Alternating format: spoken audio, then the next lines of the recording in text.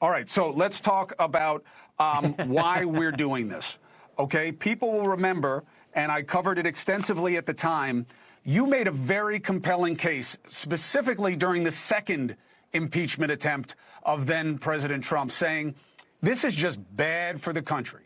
Everybody gets what this is about.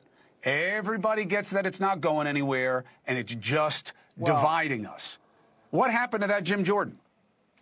Well, no, you're talking about the second one after January 6th. There was no hearings. There was nothing. They just rushed it to the floor and did it. That's not how you do it. We have taken a much more, I think, practical approach, a much better process here, where we've had 3 committees looking into this, and tomorrow we're going to take a vote of the full House.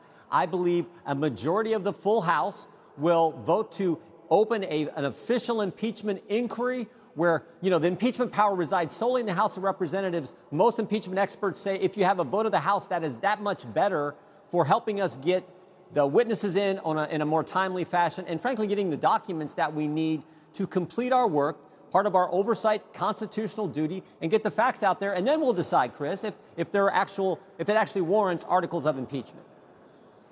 So deal with the cynic in me. You've had plenty of time to look. I'm not that impressed by much of the smoke that Comer and others have come up with. It doesn't seem like much stronger tea than what the Democrats had in going after Trump. Why is this worth it for the American people when there's an election upon us? Let them decide. Because it's our constitutional duty, and if the facts warrant, if there's bribery, high crimes, misdemeanor, we are compelled by the Constitution to move there. I think the case is already pretty compelling. I tell folks all the time, I think this is actually as old as the hills. You got a politician who did certain things. Those actions then benefited his family financially. And then there was an effort. I don't think anyone can dismiss this. I think there was an effort then to conceal it and sweep it under the rug, as evidenced by what David Weiss did in the Hunter Biden investigation, specifically allowing the statute of limitations to run for 2014, 2015, those tax years when Hunter Biden was getting the bulk of the income from this Ukrainian energy company that he sat on the board of, Barisma. Listen, we both know Weiss was Trump's appointee. He says he didn't give Biden a pass. He says nobody interfered with him.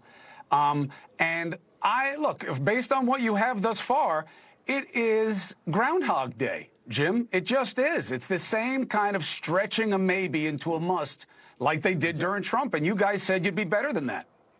No, here's Joe Biden conditioned funding for Ukraine on the Ukraine firing the prosecutor. And the irony here is that's what the Democrats tried to do in 2019, except Ukraine got the money from the Trump administration and they didn't have to take any action. So there was no quid pro quo there, but there certainly was in this situation. And I say this all the time, Chris. Remember, there are sort of 4 fundamental facts here that I think sort of start this all. And that's back in 2014, 2015. Hunter Biden, fact number 1, gets put on the board of Barisma. Fact number 2, he's not qualified to be on the board. He said so himself in an ABC interview. Fact number 3, on December 5th, 2015, he gets asked by the executives at Barisma, will you help us relieve the pressure we are under? Will you weigh in with D.C. and your dad to relieve us of the pressure? Fact number 4, 3 days later, Joe Biden gets on a plane, goes to Ukraine, and does just that. He conditions your tax money, your viewers' tax money, the citizens I represent, their tax money, on Ukraine taking specific action. And that action was 180 degrees contrary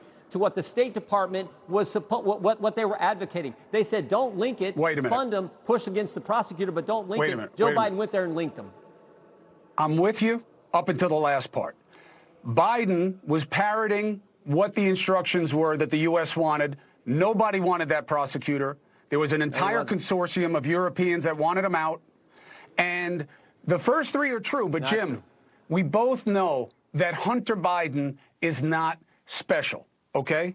Hunter Biden is not special. People who have a name and have contacts use them to make money all the time. And I'll grant you, Hunter Biden may have done that. I don't know why he had any business being on the board of Barisma except for his name. And I believe Devin Archer, who said that the president was on the phone with a lot of people. That's what he said. But it was also a charade, and that Biden didn't do anything to help with the dealings, and that he was selling an illusion about what his daddy could do. Is this really worth an impeachment process?